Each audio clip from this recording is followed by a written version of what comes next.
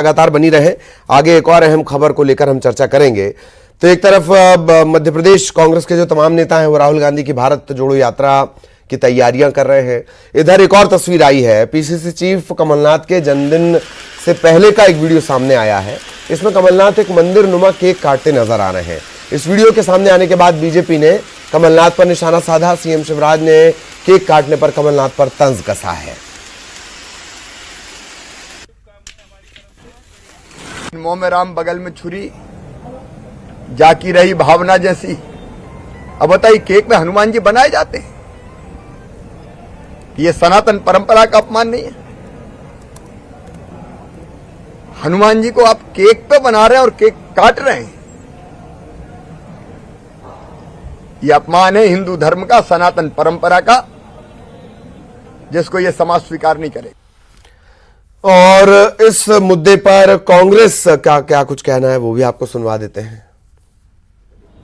देखिए, मुख्यमंत्री जी को अपनी पद की गरिमा के अनुरूप टिप्पणी करना चाहिए। जिस तरह से कमलनाथ जी वरिष्ठ नेता हैं, उनके संदर्भ में इस तरह की निम्न स्तरीय बात नहीं होना चाहिए। कमलनाथ जी जब प्रदेश के मुख्यमंत्री नहीं भी बने थे, उसके पहले उन्होंने छिंदवाड़ा में 121 फीट का हनुमान मंदिर बनाया। वो धार्मिक प्रवृत्ति के व्यक्ति हैं। अब जन्मदिन जैसे मौक़ों पर कार्यकर्ता समर्थक विभिन्न तरह के तोहफे, केक, फूल मालाएं लेके आते हैं और सभी तरह के कार्यकर्ताओं के द्वारा लाई हुई केक और सामग्री को पहले से अलग करना संभव नहीं होता। ये कार्यकर्ताओं की भावनाएं होती हैं। तो किसी कार्यकर्ता द्वारा इस तरह की कलाकृति का केक लाया गया और कार्यकर्ताओं की भावनाओं को टालना नेताओं के लिए मुश्किल हो जाता है। इसलिए भारतीय जनता पार्टी को ऐसे मुद्दों को तूल नहीं देना चाहिए। कमलनाथ जी वही नेता हैं जिनने मध्य प्रदेश में महाकाल मंदिर से लेकर पशुपतिनाथ मंदिर तक के लिए काम किया। भारतीय जनता पार्टी नेता अपना घर संभालें। भाजपा अपना घर संभाले। और केक काटने से सनातन को बहुत नुकसान हुआ कि नहीं पता नहीं, आहत बहुत हो गए सनातनी। ये तमाम बातें निकलकर सामने आई है। रंजना के पास आपको लिए चलते हैं। रंजना, तमाम दौर के बीच अब चर्चा लगातार केक की होती रहेगी, इतना तय है। केक काटा गया, नहीं काटा गया, समर्थक लाए थे, कौन नहीं लाया था, पर रखा तो कमलनाथ के सामने ही था। रंजना।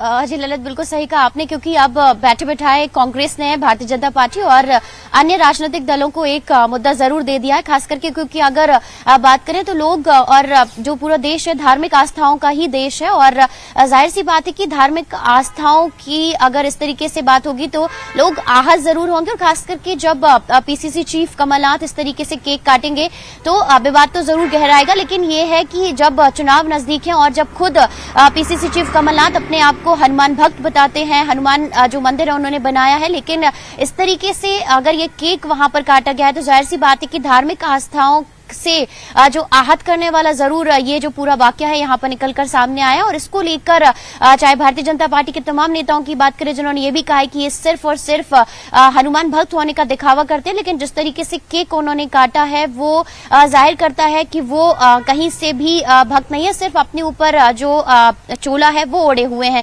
लेकिन दूसरी बात यह भी कि अगर इस तरीके का केक आया हुआ था जिसमें हनुमान जी की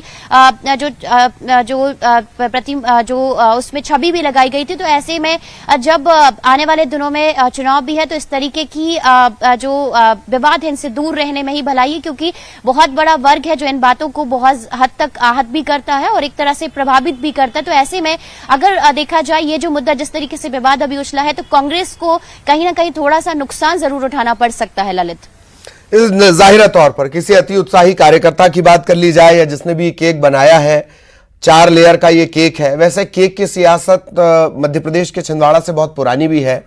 उमा भारती भी इसी तरह सवालों में घिर गई थी जब जामसावली मंदिर में अंदर जाकर उन्होंने अपने जन्मदिन पर केक काट दिया था। लोगों ने अचानक से ये रहस्य खोज कर निकाला कि वो अंडे वाला केक था। हनुमान जी के मंदिर में अंडे वाला केक कैसे चला गया, उसका पता नहीं चल पाया कि अंडा उसमें था कि नहीं था, पर केक है। केक मध्य प्रदेश की राजनीति से बहुत जुड़ा हुआ है। बहुत बहुत शुक्रिया।